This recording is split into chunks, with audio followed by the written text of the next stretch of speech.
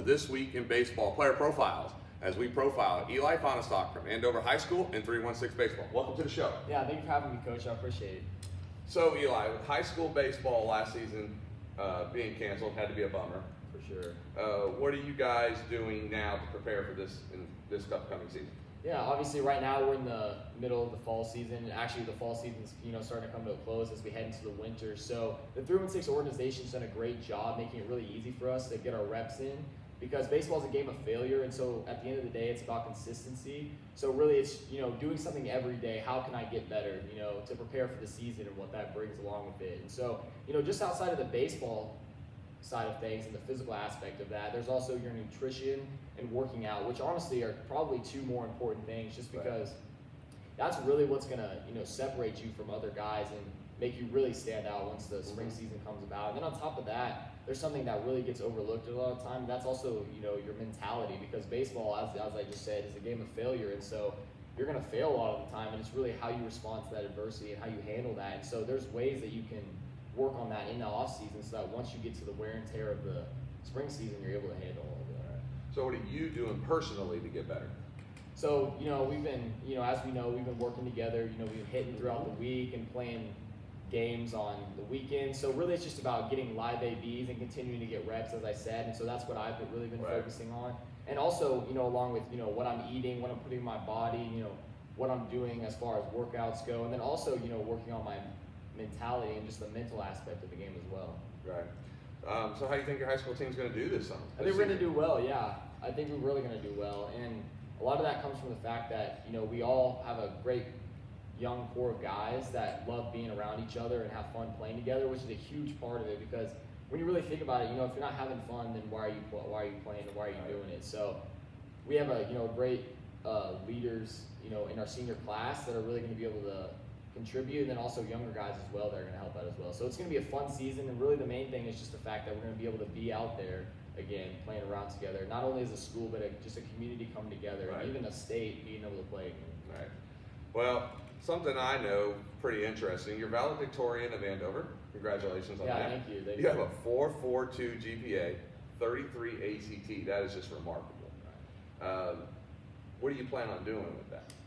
Yeah, so I've always been interested in the health sciences, and a lot of that has to do with just my experiences from my past, from a childhood illness all the way to 2 ACL reconstructions my senior year. And so what I've learned from those, and it's really shaped my interest in what I want to do. And really my broad mission in my life is to reduce the pain and suffering that others experience, and some of them, similar to what I went through as well. And so I don't know what that exact role is, but like I said, I've always been interested in the health sciences, and I'm particularly right now interested in public health, just because of the coronavirus pandemic we find ourselves in, and just how important that is right now. But really, at the end of the day, how I approach my life is that I've been blessed by God with athletic ability, but also other abilities as well. And so it's my responsibility to utilize those to the best of my ability to be the best I can. And so while I know I won't always be the best at whatever I do, I know that I can give my best effort, do everything I can to be the best that I can be, and that's really all that matters. And so whether it comes to being the best baseball player I can be, or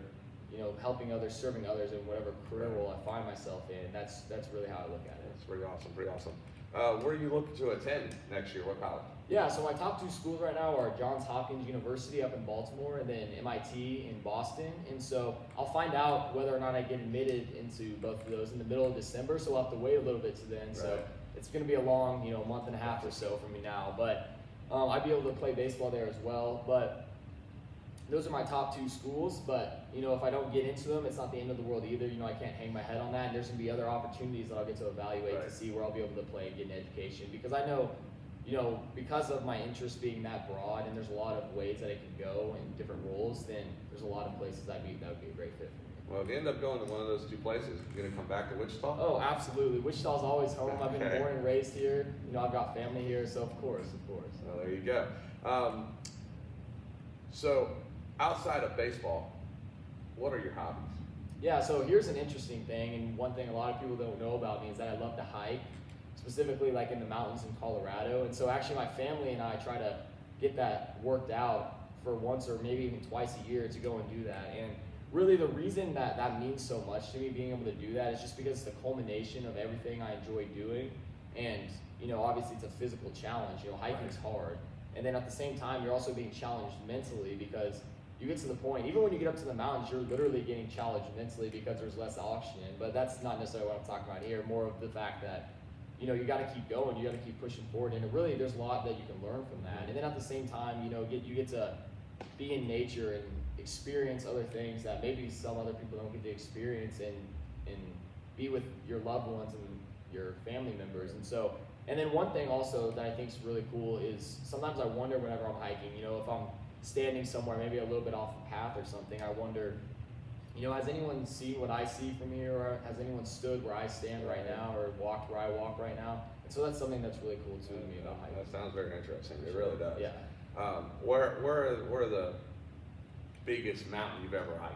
Yeah, so in Colorado, they have what's called 14ers, which means 14,000 feet or higher in altitude. And so I've done 3 of those with my family before, and it's been a lot of fun. They're really hard, but there's some that are easier than others, you know, in terms of, you know, how long it takes and how steep it is and how much altitude you gain and all that. But so I've done Mount Evans and Mount Bierstadt, which are in Silverthorne, Colorado, and then Pikes Peak, obviously, which is in Colorado Springs. So all 3 I've really enjoyed, as well as some other hikes in Colorado as well. But those, you know, are, like I said, the culmination of what I really enjoy doing.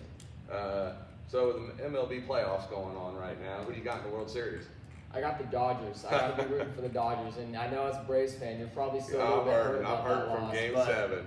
And here's the thing, I've never been a Dodgers fan. I don't know why I found myself rooting for them. Even against the Braves, I have no idea. I was just like, you know, these guys deserve a ring. I'm going for the small market team. I'm Yeah. cheering on Tampa.